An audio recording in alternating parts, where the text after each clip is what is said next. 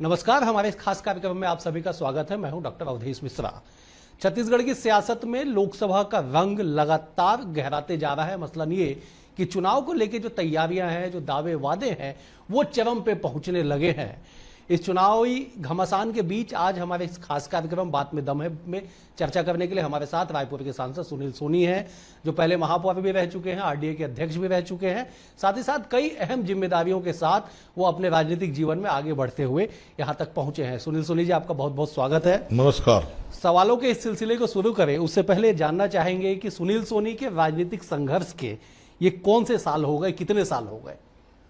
देखिए, मेरा राजनीतिक शुरुआत जो है वो कॉलेज के ज़माने से हुई थी।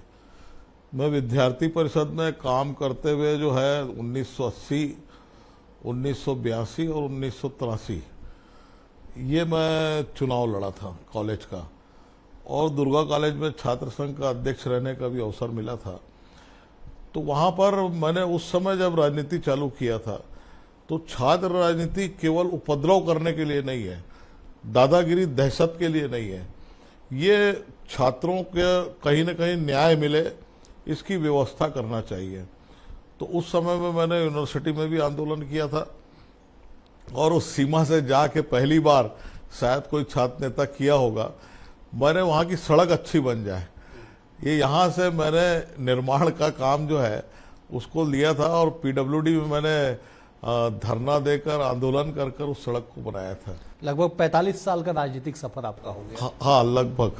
आप शहर के महापौर भी रहे, राजधानी का महापौर एक अपने आप में गौरवान्वित वाली बात है, आरडीए के अध्यक्ष रहे, मौजूदा समय में आप सांसद हैं। सबसे ज्यादा चुनौती वाली जिम्मेदारी कौन सी मानते हैं? सबसे ज्यादा चुनौती वाली जिम्मेदारी मेरी दो मानता हूँ। एक पार्षद के रूप में जब मैंने काम किया था, तो जब मैं पार्षद से शुरुआत किया था तो मैंने जनता को बोल के आया था कि 2.5 साल में मैं सदर बाजार वार्ड को समस्या मुक्त करूंगा, और वो मेरे मुंह से निकला हुआ एक शब्द था। और मैं उसके पीछे में, क्योंकि सभापति भी था, पदेन जोन का अध्यक्ष भी था, तो मैंने लगभग 2-2.25 साल में वहां की पानी की समस्या, सड़क की समस्या, सफाई की समस्या, लाइट की समस्या, क्योंकि और ज्यादा समस्याएं थी नहीं, तो उसको जाकर जो है मैंने ठीक करने का काम किया। एक सुकून मिला मेरे को कि मैंने जो कहा वो करा। और महापौर के रूप में जब मैंने शुरुआत की थी, उस समय सभापति और महापौर के रूप में रायपुर शहर एक विकसित गांव के रूप में था। उसको राजधानी का आकार देना ये सबसे बड़ी चुनौती थी। और सबसे चौड़ी सड़क अगर माने उस समय में जो है जय स्तंभ की आपकी 60 फीट के आसपास सड़क थी, और इस शहर के अंदर में बहुत ज्यादा सड़कें नहीं थी। जेल रोड से चौड़ीकरण का काम करते करते करते करते दर्जनों सड़क, और जेल के अंदर से सड़क निकालना, ये बड़ा चुनौती का काम था।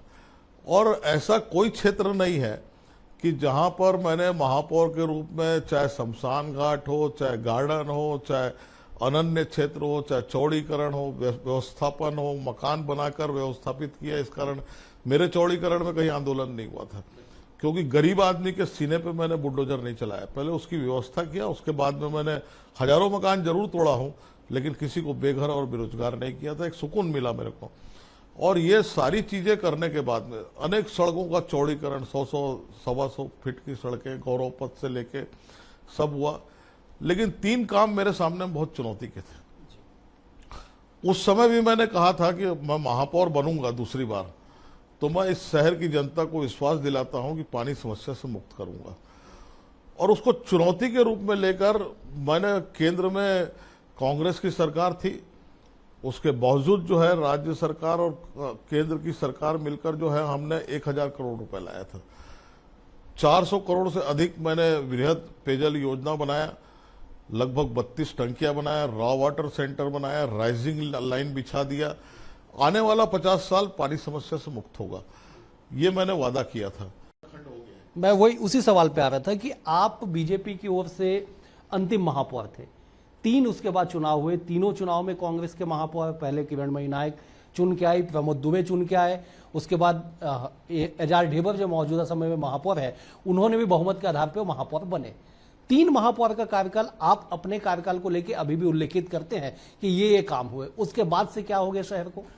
देखिए, जब तक के आप ये नहीं सोचोगे मन के अंदर में कि मैं उस कुर्सी पे बैठा हूं, ईमानदारी के साथ मैं काम करूंगा। दूसरा, अगर इस धरती पे मेरा जन्म हुआ है और अवसर मिला है तो मैं कुछ कर चुकाऊंगा, इस भाव के साथ में जब तक नहीं बैठोगे आपका कोई काम हो ही नहीं सकता है।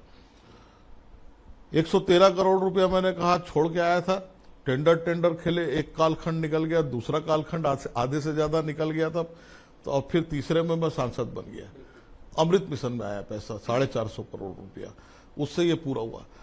एक दुख होता है इस बात का, ये मूल आवश्यकता है इस शहर की, पानी मिलना चाहिए। राजधानी का आदमी अगर टैंकर आधारित है तो आप छत्तीसगढ़ के अंदर में क्या कल्पना कर सकते हो? बिल्कुल। जहां पर सरकार है, जहां पे मुख्यमंत्री है, जहां पे मंत्री है, जहां पे सारे लोग रहते हैं। और दूसरा था कि आज तातियापारा तक के मैंने चौड़ीकरण किया, आज तक के कोई लगता नहीं है, दर्द नहीं होता है। और कौन सा पैसा सरकार ने मुझको दे दिया था? मैं 70-30 में लोन लेके उसका चौड़ीकरण किया था। इच्छा शक्ति होना चाहिए। न राज्य सरकार की जरूरत है, ना मेरे को केंद्र सरकार की जरूरत है। हमने लोन लिया, लोन लेके उसका चौड़ीकरण किया, उसकी एक रचना बनाई कि हम खूबचंद बघेल मार्केट, जो पुराना नवीन मार्केट बोला जाता है, वहां पे एक कॉम्प्लेक्स बनाएंगे। हमसे 140 करोड़ के आसपास हमको मिलेगा, पीछे हमारी बहुत जगह है, हम ये लोन को पटा देंगे। नेक्स्ट पैसा जो बचेगा उससे हम फ्लाईओवर बना देंगे। तो ये एक आने वाला जो है भविष्य की एक कल्पना मैंने किया था। और मैंने जिस दिन शुरुआत किया था उस दिन 2005, जब मेरा सेकंड कालखंड था महापौर का, 2005-2010, ये रायपुर शहर कैसा होना चाहिए, उस पुस्तक, वो पुस्तक मेरे लिए आप समझ लिए गीता रामायण सब कुछ था। वो मैं उस पुस्तक को पढ़ के ही मैं घर से बाहर निकलता था। और उसके आधार पर जब मैंने उसका बजट बनाया था, लोग हंसते थे, राज्य सरकार का पूरा इतना बड़ा बजट नहीं है पूरे प्रदेश का, और आप इस शहर में खर्च करने वाले हो। ईश्वर की मेहरबानी है, प्राइवेट पार्टनरशिप, राज्य और केंद्र, भले कांग्रेस की सरकार थी, हमने इस काम को करके दिखाया। 2019 में आपको ऐसा लगा कि आप सांसद के प्रतिनिधि होंगे, सांसद का प्रत्याशी आप होंगे, क्योंकि रायपुर में 7 बार के सांसद, पूर्व केंद्रीय मंत्री, आदरणीय अभी राज्यपाल के, महाराष्ट्र के राज्यपाल हैं रमेश बैस जी, उनका टिकट कट जाएगा और सुनील सोनी को प्रत्याशी बनाया जाएगा। देखिए, मेरे लिए आश्चर्य था और मैं सपने में भी नहीं सोचा था कि मैं कभी टिकट की मांग करूं, क्योंकि वो मेरे लिए इतना बड़ा पद था। जब मैं विधायक के लिए दौड़ता था, तो जब 3 बार में, तो उस समय मैं सांसद की कल्पना करना अकल्पनीय था मेरे लिए, और वो अकल्पनीय काम था। और जिस समय मुझको कहा गया कि आप सांसद लड़ने वाले हैं, मेरे हाथ पांव फूल गए थे, पसीना निकल गया था। और उस समय जब मैं पेपर के हेडलाइन पढ़ता था तो बड़े बड़े नाम आते थे, तो एक डर था मेरे अंदर में। लेकिन ईश्वर की मेहरबानी और पार्टी कार्यकर्ताओं का परिश्रम की पराकाष्ठा है, मेहनत है, एहसान है उनका, कि मेहनत कर कर जो है उन लोगों ने जो है आज मोदी जी के नाम पर और मोदी जी के काम पर जो है उस समय में हमको जिताया। नहीं, खाली जिताया नहीं, आपने इतिहास बनाया। 3.5 लाख वोट से आप जीत गए रायपुर शहर में। ये लीड, मैंने उतनी लीड को मैंने भी नहीं समझा था कि 3.5 लाख वोट की लीड मिलेगी। लेकिन जब मैं गांव-गांव में दौरा कर रहा था, एक पागलपन था मेरे अंदर, पैसा था नहीं मेरे पास में। तो जब पैसा नहीं था, जो महापौर के समय मैंने किया था, मेरे पास पैसा नहीं था, डायरेक्ट चुनाव था, तो उस समय में मैंने कहा कि पैसा नहीं है, पसीना बहाऊंगा। और मैंने उस समय भी वैसे ही मैंने पसीना बहाया था। और इस समय भी जो है 28 से 32 गांव जब मैं चल रहा था, और मेरे पास बहुत ज्यादा संसाधन नहीं थे, बहुत ज्यादा भीड़ नहीं थी मेरे पास में, अनुकूल वातावरण नहीं था मेरे पास में। 9 में से हम के 7 विधायक हमारे हार गए थे, 2 विधायक थे हमारे पास में। सरकार हमारी राज्य में थी नहीं, केवल मोदी जी का नाम लेकर जो है मेरे को गांव-गांव में जाना था। एयर स्ट्राइक, सर्जिकल स्ट्राइक, ये मेरे भाषण का एक अंश होता था। और लोगों ने एक विश्वास किया, और प्रधानमंत्री मोदी जी के ऊपर विश्वास किया, और रायपुर शहर की जनता ने तो चारों विधानसभा में इतिहास गढ़ दिया।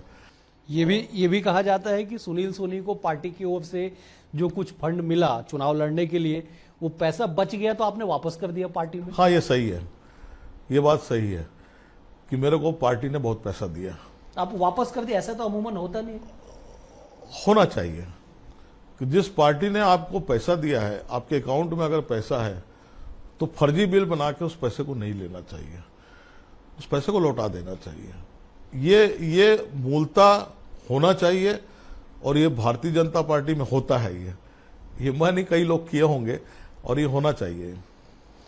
2019 में आप सांसद बने, 5 साल आपका संसदीय कार्यकाल रहा। कांग्रेस हमेशा ये आरोप लगाती रही कि सुनील सोनी एक निष्क्रिय सांसद है।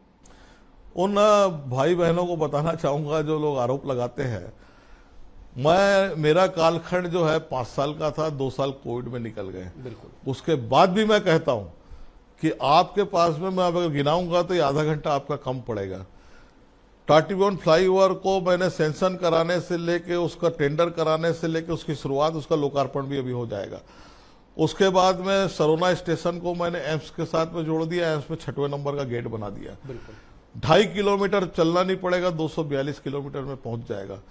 आयकर ट्रिब्यूनल विद फंडिंग मैंने लेकर आया। रायपुर के अंदर अब एक एक करके अगर गिनाऊंगा आपको तो बहुत लंबा समय लग जाएगा।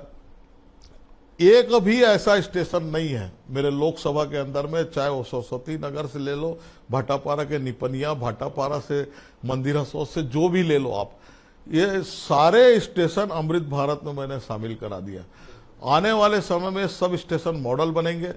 भाटापारा के अंदर एक्सीलेटर का लोकार्पण कर दिया, लिफ्ट का लोकार्पण कर दिया, आपका डिस्प्ले लाइट का मैंने लोकार्पण कर दिया, सारी चीजों का मैंने वहां भाटापारा में भी लोकार्पण कर दिया।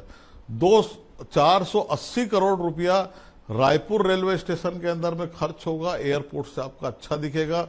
मैं आज बोल सकता हूं इस बात को, आने वाले 2-2.25 साल में उस स्टेशन को कोई नहीं पहचान पाएगा। सर्व सुविधा युक्त स्टेशन होगा। लगभग 800 करोड़ रुपया मैंने, एक भी रुपया राज्य सरकार का उसमें नहीं डालना है। टोटल केंद्र के पैसे के आधार पर जो है हमने सड़कों के लिए पैसा लाया। 200 करोड़ की सड़कें जो है भाटापारा के अंदर में बन चुकी है, जिसका लोकार्पण अब आने वाले सांसद करेंगे। मैंने लगभग 193 करोड़ रुपया विधानसभा से बलौदा बाजार तक का स्वीकृत कराया था चौड़ीकरण का। अब उसको मैंने छोड़कर अब 4 लेन करवा दिया बलौदा बाजार को। अब ऐसा कोई भी रेलवे क्रॉसिंग नहीं बचेगा आने वाले समय के अंदर में जहां पर जो है आपका फ्लाईओवर अंडरब्रिज नहीं बनेगा। 100% मैंने स्वीकृत करा दिया, चाहे सिलियारी हो चाहे जो हो। आपका मंदिर हसौद का फ्लाईओवर का काम भी चालू हो गया है और लगभग जगह 5-6 जगह काम भी चालू हो गया है। ये आने वाले हमारे सांसद ब्रिजमोहन जी सब उस चीजों का लोकार्पण करेंगे। इतने कामों के बाद भी क्यों ये आरोप लगे कि सुनील सोनी निष्क्रिय है? देखिए, किसी को हाईलाइट होना है, टीवी में आना है, समाचार पत्रों में आना है, तो कुछ ना कुछ तो बोलना पड़ेगा। ये राजनीतिक बीमारी है। आदमी जब टीवी और प्रिंट मीडिया के अंदर में आता है, सच बोलना चाहिए। कि आदमी की राजनीति के अंदर में, मैंने जीवन में, आज मैं बोल सकता हूं इस बात के आपके चैनल के माध्यम से, मैंने जीवन में इस बात की कोशिश की है कि मैं कभी झूठ नहीं बोला हूं।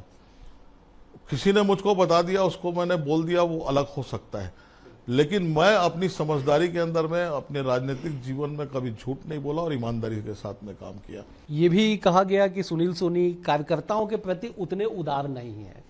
अपने संसदीय क्षेत्र के कार्यकर्ताओं से उनकी दूरी बनी हुई रहती है, वो किसी का काम नहीं करते हैं, तमाम तरह की बातें, अफवाहें निकल के आती हैं। देखिए, मैंने चुनाव में कहा था कि मैं ईमानदारी के साथ में काम करूंगा और मैंने ईमानदारी के साथ काम किया। कोई एक भी सरपंच ये नहीं कह सकता कि सांसद निधि से सुनील सोनी ने 1 रुपया लिया। मैंने सबको पैसा दिया। ठीक है, मेरे पास में इस कारण, मैं ईमानदारी से काम करने के कारण मेरे पास अर्थ कम है। मैं बहुत सारी आवश्यकताओं को पूरा नहीं कर सकता, आज भी बोल रहा हूं। और फिर आप आज 10-20 साल बाद जब भी बात करेंगे तब भी मैं ये लाइन बोलूंगा कि मेरे पास में वो संसाधन नहीं है और ना मैं अर्जित करना चाहता हूं। उस कारण किसी को दुख तकलीफ हो सकता, मेरे व्यवहार से अगर किसी को तकलीफ है तो मैं उसका जिम्मेदार हूं। मैं किसी का फोन नहीं उठाया, उसके लिए मैं जिम्मेदार हूं। मैं किसी का काम का प्रयास नहीं किया, उसके लिए मैं जिम्मेदार हूं। और ये सारी चीज जो है, क्योंकि उसी का परिणाम है कि जब केंद्रीय स्कूल में स्कूल का एडमिशन के लिए आता था, 1500 आवेदन आते थे, मैं रात के रोता था। बिल्कुल सर। मैंने एक दुख प्रकट किया लोकसभा के अंदर में, और लोकसभा में मैंने कहा यह समाप्त हो जाना चाहिए, और प्रधानमंत्री मोदी जी की मेहरबानी है कि उसको समाप्त कर दिया। मैं टेंशन मुक्त हुआ, क्योंकि मुझको आप टेंशन पढ़ाना मुक्त है। हो गए, आप टेंशन मुक्त हो गए। लोगों की उम्मीदें रहती थी सांसद कोटे से एडमिशन हो देखिए, जाए। 10 लोगों को उम्मीद पूरा होने से और आपके 1490 लोग अगर नाराज होकर जा रहे हैं, ये ठीक नहीं था। और एडमिशन के अंदर क्यों अप्रोच होना चाहिए, मेरा दूसरा सोच है। मैं 14 स्कूल महापौर के रूप में चलाया हूं। क्यों अप्रोच के आधार पे जाना चाहिए आदमी? अप्रोच के आधार पे जब मैं गरीब आदमी को नहीं पढ़ा सकता, जिसको मैं इतना एडमिशन 2 साल कराया मैंने, और उसके बाद में मेरे को अगर कहेंगे तो एक वो जो कागज बिनने वाली, प्लास्टिक बिनने वाली बाई जब वो खड़ी हुई तो बोले बच्ची को पढ़ाना चाहती है, उसको मैं पढ़ा रहा हूं, ये अच्छा लगा मुझको। लेकिन हम बहुत उम्मीदें हम पूरी नहीं कर सकते, तो इसलिए कोई दिक्कत नहीं थी मेरे को। लेकिन आज लोग ऑनलाइन भर के अपना पढ़ेंगे, और चिंता करने की जरूरत नहीं किसी को।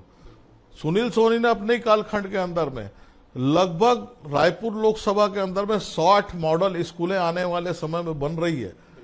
ये भी काम हमने स्वीकृत करा दिया। पीएम एक्सेलेंस स्कूल, हाँ, मॉडल स्कूल जो है, पीएम मॉडल स्कूल जो है, वो आपकी बनना चालू हो जाएगी, और वो आने वाले 1 साल में वो स्कूलें बन जाना चाहिए, मेरी उम्मीद है। 2023 के चुनाव में आपके संसदीय क्षेत्र में 9 विधानसभा आते हैं। क्या जादू कर दिया कि 9 में से 8 आप लोग जीत गए? देखिए, ये मोदी की गारंटी का कमाल है,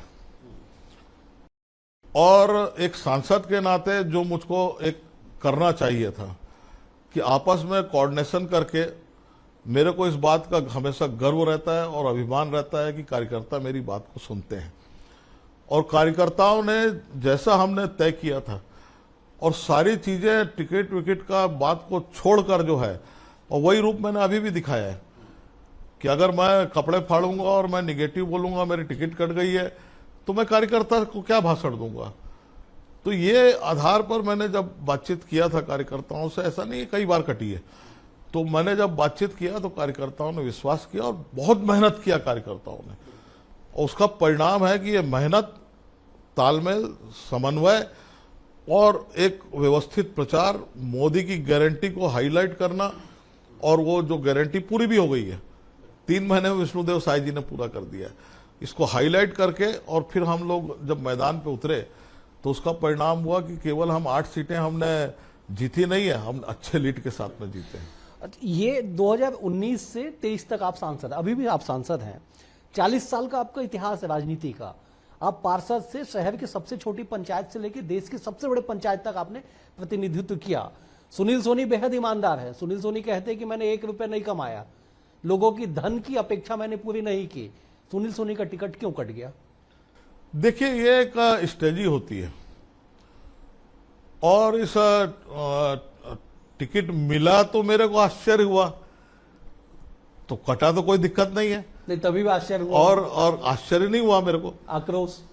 कोई आक्रोश नहीं है। काम करना है पार्टी का, और मेहनत करना है हमको, और मैं आज बोल सकता हूं आपको कि जो आप 3.5 लाख वोट की लीड दिख रहे थे, उससे बेहतर स्थिति में हम आज लोकसभा में खड़े होंगे। मुख्यमंत्री विष्णुदेव साय खुद इस बात को सेट किए हैं टारगेट कि रायपुर लोकसभा को हम 6 लाख वोट से ज्यादा से जीतेंगे। हो सकता है, हो सकता है अच्छी लीड के साथ में जीतेंगे, क्योंकि आज खुला मैदान है, कांग्रेस कहीं दिख नहीं रही है, डबल इंजन की सरकार है, अनुकूल वातावरण है, और सारे कार्यकर्ता मेहनत कर रहे हैं। और बृजमोहन जी के साथ में जब मैं दौरे में जा रहा हूं, तो गांव के लोगों को जब मैं देखता हूं, जब भाषण होता है, तो गांव के लोगों में एक उत्साह है कि हम जो है आने वाले समय के अंदर में मोदी जी ही एक ऐसे नेता है जिसके आधार पर देश सुरक्षित है। इस बात का लोगों को विश्वास है, और प्रधानमंत्री मोदी जी की 210 योजनाएं आम आदमी के जीवन में परिवर्तन करने वाली, और उन योजनाओं को मिलना, उसके अंदर में एक विश्वास पैदा किया जनता ने, और उस विश्वास का परिणाम ये होगा कि हम एक अच्छी लीड के साथ में हम इस लोकसभा। आप इलेक्टोरल पॉलिटिक्स के माहिर खिलाड़ी हैं, आपने हर चुनाव लड़ा, आप जीते भी। लगभग 23.5 लाख मतदाता रायपुर लोकसभा क्षेत्र में, 70% के आसपास मतदान का रेशियो रायपुर में रहा है। आपके समय लगभग 66% मतदान हुआ था। उस आंकड़े के हिसाब से लगभग 16.5 लाख वोट पड़ेंगे 70% के हिसाब से। 6 लाख के लीड के लिए आपको 11 लाख वोट लेना पड़ेगा। मिल सकता है। मैंने कहा अनुकूल वातावरण है और इस वातावरण के अंदर में जनता वोट देने को तैयार है। हमको मेहनत करने की जरूरत है कि हम 66% से हम 72-73% तक के कैसे आए, और इस परसेंटेज में अगर हम आ गए तो एक कंपटीशन करना पड़ेगा हमारे कार्यकर्ताओं को, और जब कंपटीशन हम करेंगे तो अगर इस लीड के अंदर इस रेसों के अंदर में आ गए तो ये लीड हो जाएगी। कोई ये चुनाव किस पे आधारित है? चेहरे पे कि विकास के मुद्दे पे? 10 साल के केंद्र सरकार के ये कामकाज पे? मोदी जी के ऊपर आधारित है, मोदी जी के विश्वास के आधार पे आधारित है कि जो मोदी जी कहते हैं वो करते हैं।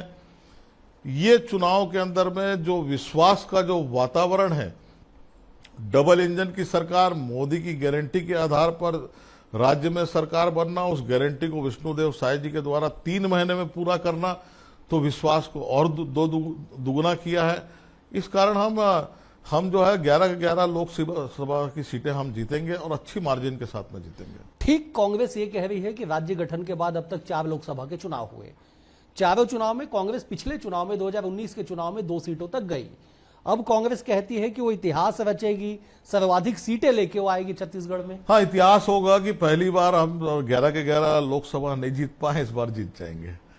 कांग्रेस के लोग सही बोलते हैं कि इस बार बीजेपी 11 के 11 लोकसभा जीतेगी। हम 10 तक के पहुंचे थे, 11 पूरी हम नहीं जीत पाए, इस बार जीतेंगे हम। राहुल गांधी, प्रियंका गांधी, तमाम लोगों ने छत्तीसगढ़ में कमान संभाल रखी है। देखिए, वो लोग जितना दौरा करते हैं उतना लाभ होता है किसको? बीजेपी को। कैसे? इसलिए होता है क्योंकि राजनीति के अंदर में जब तक के आपकी अपनी भाषाओं पे कंट्रोल नहीं होगा, आपकी सोच पे कंट्रोल नहीं होगा, एक विश्वसनीयता नहीं रहेगी और देश को आगे बढ़ाने की आपकी दिशा नहीं होगी, तब तक के आप सफल नहीं हो सकते। देश विरोधी काम करने वाले लोगों के साथ में खड़े रहेंगे। मोदी जी जो देश के हित में काम कर रहे हैं, मोदी जी कर रहे हैं, इसलिए हम विरोध करेंगे। तो ये जो नकारात्मक राजनीति है, ये कांग्रेस को डुबो रही है। मैंने इसको पार्लियामेंट के अंदर भी देखा और इस संसद के अंदर में मैंने जब देखा तो मुझको लगा कि इनके पास में या तो दिमागी दिवालियापन है, शब्द अच्छा नहीं है, कि जब देश आगे बढ़ रहा है, जब एयर स्ट्राइक, सर्जिकल स्ट्राइक हो रही है, हम सबूत मांग रहे हैं। हम कोई देश जब अपने सीमाओं की रक्षा करता है तब मांग रहे हैं। हम अग्निपथ योजना बन रही है, योजना बनी है जहां पे छोटी उम्र के नौजवान सेना के अंदर में जाए, हम उसको कहते हैं कि हमारे घोषणा पत्र, अपने घोषणा पत्र में रखते हैं कि इसको हटा देंगे, समाप्त कर देंगे। एक मजाक है। आप कल्पना करो, इस देश के बॉर्डर को देखो, हमको विरासत में पाकिस्तान मिला है और चाइना हमारे विरोध में आज भी खड़ा हुआ है, और वो -डिग्री के अंदर में, जो टेम्परेचर के अंदर में जब चाइना से हमको लड़ना है, तो हमारी औसत आयु क्या है सेना की? क्या हम 17 साल से ऊपर के बच्चों को हम सेना में नहीं लाएंगे? लड़ेगा कौन उस सीमा के अंदर में? अगर प्रधानमंत्री देश के हित के अंदर में अगर ये योजना को लाके नवयुवकों को प्रेरित करें, हम समाप्त कर देंगे बोलते हैं, कहां पर देश जाएगा? उस -डिग्री के अंदर में चाइना का और अन्य देशों के सेना की औसत आयु देखोगे, हम कहां पे खड़े हैं? इस चीज को कभी इन्होंने, क्योंकि देश हित पे देखने का इन्होंने कभी समय इनको नहीं मिला है। ठीक है, छत्तीसगढ़ में कांग्रेस ने अपने सारे अनुभवी चेहरे को उतार दिया मैदान में। भूपेश बघेल जी खुद चुनाव लड़ रहे, ताम्रध्वज साहू, चाहे फिर आप बात कर लीजिए जांजगीर से चुनाव लड़ रहे हैं शिव डहरिया, सारे बड़े लोग, ज्योत्सना महंत चुनाव लड़ रही है, सारे बड़े लोग चुनाव लड़ रहे हैं। कितना लाभ मिलेगा? बड़े लोगों का चेहरा कैसा है, प्रश्न जनता के सामने ही है। जो आदमी के घर में ईडी की छापा मार रहा है, उसको भिलाई से उठाकर आप बिलासपुर ले गए, दूसरा छोर है वो, बिल्कुल, क्योंकि उसकी योग्यता है। मैं यही कहा कि जब तक के किसी दल के अंदर में नेता की ईमानदारी नहीं होगी, काम करने की इच्छा शक्ति नहीं होगी, लोक हित में सोच नहीं होगी, देश हित में सोच नहीं होगी, तो आप अगर अपराध को योग्यता मानोगे तो आप कभी आगे नहीं बढ़ सकते। साफ सुथरे चेहरे आपको लाने होंगे। 4 जून मतगणना की तारीख, 4 जून के बाद सुनील सोनी क्या करेंगे? क्या भूमिका होगी सुनील सोनी की? सुनील सोनी कभी खाली नहीं बैठा है। पार्टी ने कभी मुझको खाली नहीं रखा। मैंने संगठन में नीचे से लेकर पूरे जिले के सभी पदों में रहकर प्रदेश के उपाध्यक्ष से लेकर सब मैंने काम किया। तो पार्टी ने मुझको कभी खाली नहीं रखा। मेरे को ध्यान नहीं है कि मैं एक दिन भी इतनी बड़े राजनीतिक पीरियड के अंदर कभी खाली रहूंगा। कुछ ना कुछ काम पार्टी देगी, उसको करेंगे हम। सहर्ष स्वीकार होगा या कुछ दुख तकलीफ नाराजगी? काहे को दुख तकलीफ होगी? काम करना है पार्टी का, तो कोई दुख नहीं है। व्यस्त रहना है, लोगों का भला करना है। अब तो थोड़ा सक्षम भी हो गया, 4 जगह फोन भी कर सकता हूं। तो सांसद है, पूर्व सांसद के नाम से फोन करूंगा, उसमें क्या दिक्कत है? आम आदमी को अगर मेरे फोन करने से राहत मिलती है, सुकून मिलती है, तो ये मेरे जीवन की सबसे बड़ी उपलब्धि है। और यही मेरा राजनीतिक का मुख्य उद्देश्य भी है। और इसीलिए मैं राजनीतिक क्षेत्र के अंदर काम कर रहा हूँ। एक उद्देश्य को लेकर काम कर रहा हूँ, एक विजन को लेकर काम कर रहा हूँ। अर्थ कमाना या बहुत बड़ा आदमी बन जाना या घमंड अहंकार हो जाना, ये नहीं है। लोग भले मेरे को सहज सरल में अन्य भाषाओं में लोग बोलते हैं, टीवी में नहीं बोल पाऊंगा, मेरा कोई दिक्कत भी नहीं है। मेरा कोई दिक्कत नहीं है, मैं जैसा हूं वैसा ही रहूंगा, उसमें क्या दिक्कत है? चलिए, इस चुनावी आपाधापा के बीच भी हमसे बातचीत करने के लिए बेहद शुक्रिया आपका। ये सुनील सोनी है, इन्होंने बताया कि अपने राजनीतिक जीवन में किस तरह से उन्होंने चीजों को अर्जित की और क्या इनका विजन रहा, क्या चीजों को लेकर आगे चलेंगे। अगले अंक में एक और शख्सियत के साथ होगी मुलाकात, तब तक के लिए नमस्कार।